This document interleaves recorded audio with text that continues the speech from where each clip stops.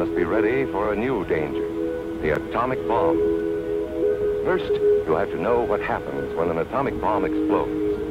You will know when it comes. We hope it never comes, but you must get ready. It looks something like this. There is a bright flash, brighter than the sun, brighter than anything you've ever seen.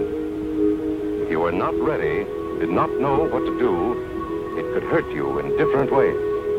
It could knock you down hard, or throw you against a tree or a wall.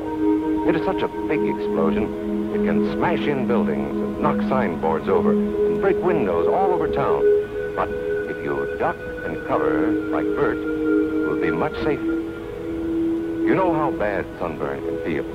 The atomic bomb flash could burn you worse than a terrible sunburn, especially where you're not covered. Now, you and I don't have shells to crawl into like Bert the turtle, so we have to cover up in our own way.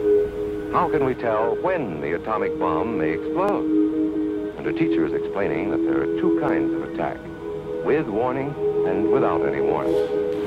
We think that most of the time we will be warned before the bomb explodes, so there will be time for us to get into our homes, schools, or some other safe place. Our civil defense workers and our men in uniform will do everything they can to warn us before enemy planes can bring a bomb near us. You may be in your school